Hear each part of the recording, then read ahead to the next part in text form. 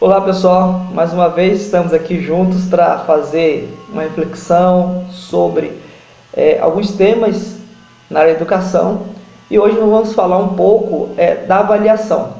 E como referência nós tomamos uma pergunta: por que a avaliação escolar é tão ineficiente? Por que a avaliação escolar não cumpre o seu papel na escola? Então esse será o nosso ponto de partida, e é um tema extremamente necessário e que está presente na escola e que, de modo geral, temos algumas dificuldades e que precisam de enfrentamentos para melhor lidarmos com essa realidade.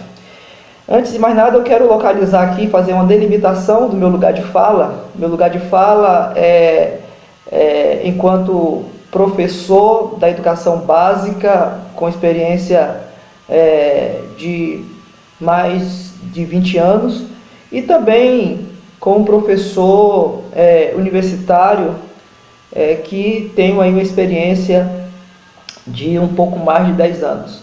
Então, esse lugar de fala está relacionado também a algumas reflexões teóricas, tanto como eu já coloquei essa referência empírica do chão da sala de aula, mas também uma referência importante que influencia bastante as minhas reflexões, que é a produção teórica de Pedro Demo.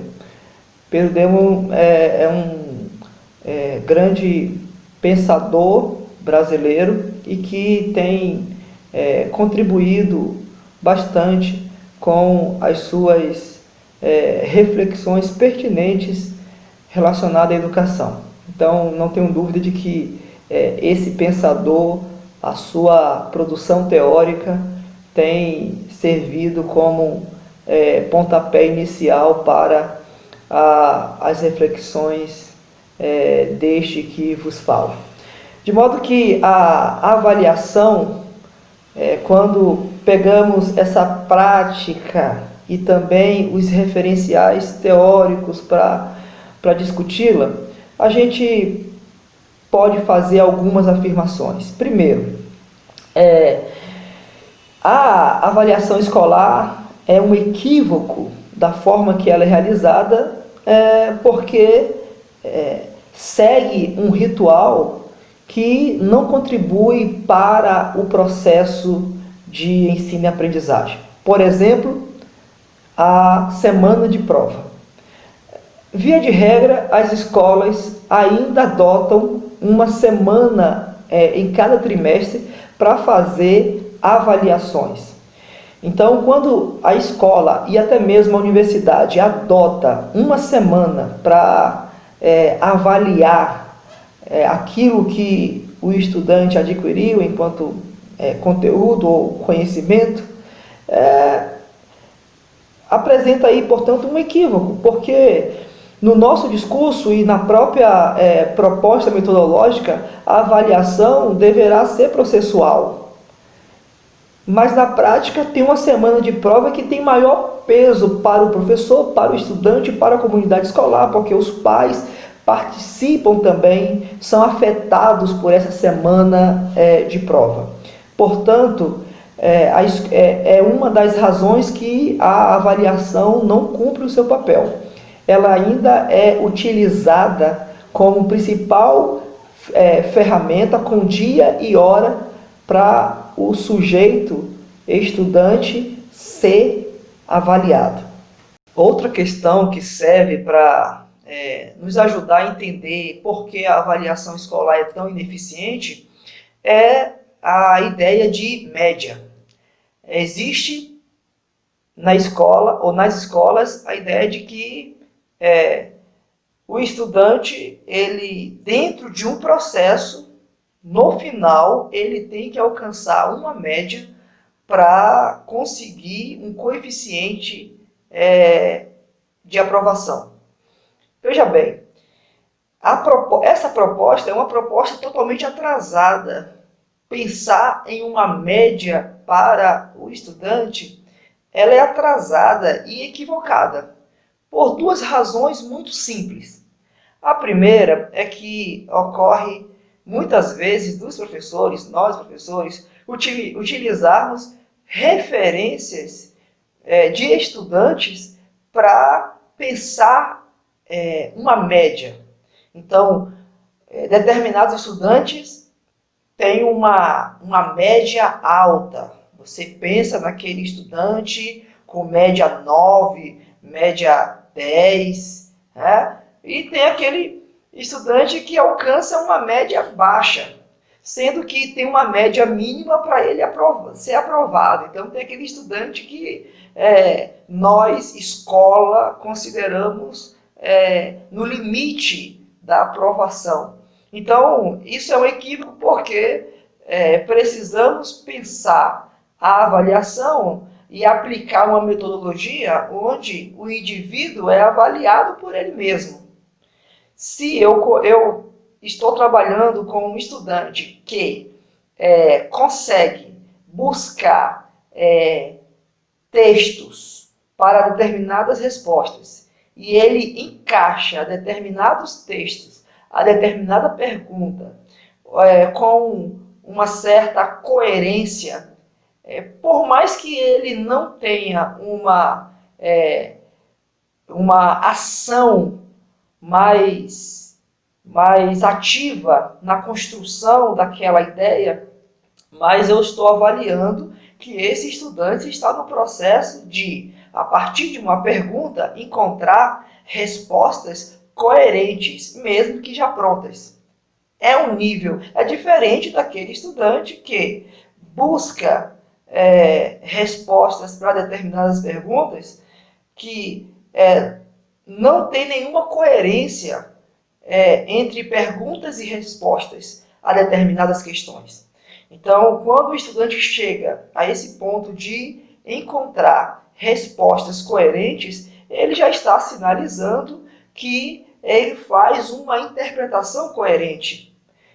É diferente também aquele estudante que realiza essas múltiplas leituras e constrói, a partir de sua autoria, uma resposta como resultado de um repertório que ele traz consigo. Então percebam que são realidades diferentes. Eu não posso traçar uma média a partir de A ou de B para esse estudante alcançar. Eu vou trabalhar com aquele que produz de maneira reprodutiva e desconexa.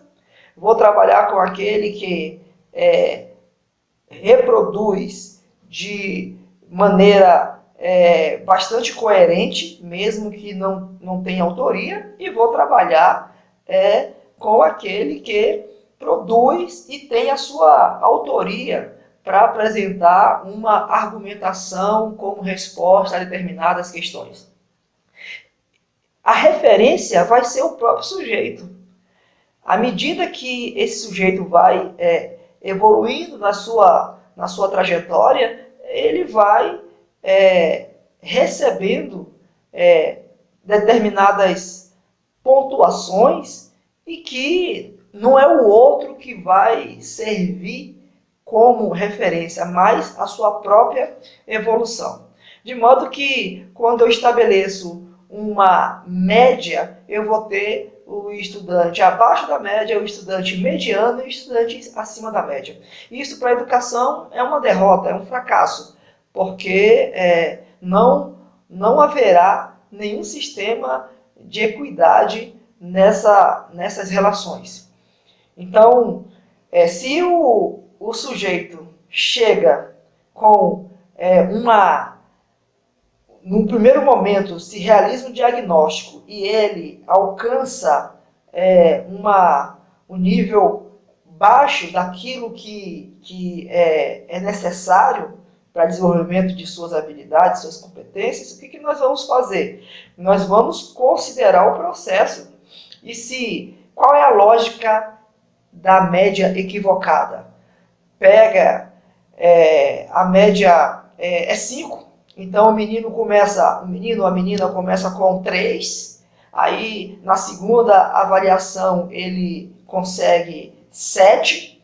E na terceira avaliação, ele consegue 8. Bom, 3, 7, 8, 18. Dividido por 3, 6. Vai ser a média dele. Então, esse processo é um processo desumanizador e que não estimula, e que não favorece e que não contribui para o processo de aprendizagem desse estudante.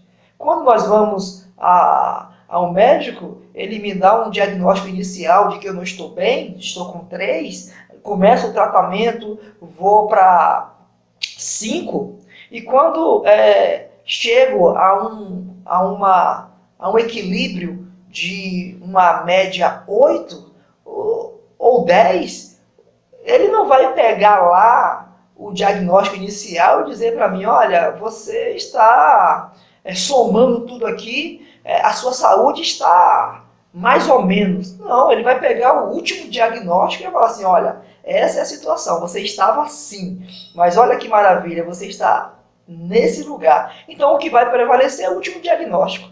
Mas covardemente, nós, professores, ainda nos submetemos a essa ideia de juntar os nossos fracassos com o nosso sucesso e tirar uma média disso aí.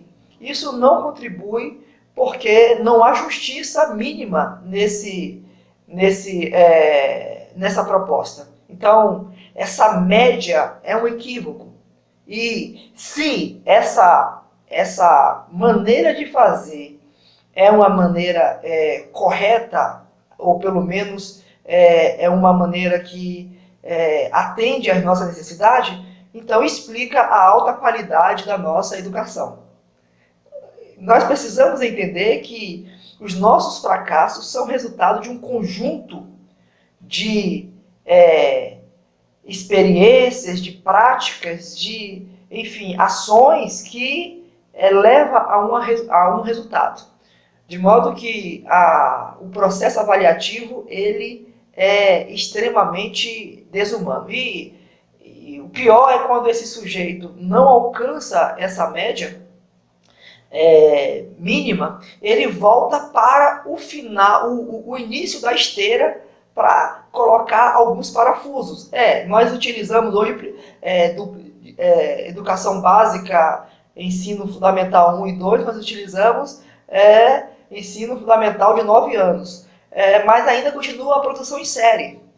Porque quando o menino chegar no final da esteira, do primeiro ciclo, e no terceiro ano, por exemplo, e ele não apresenta um quadro adequado, o que vai acontecer com esse menino, essa menina? Ele volta para o início da esteira, lá repetir o terceiro ano, porque ele não tem ali uma média aceitável.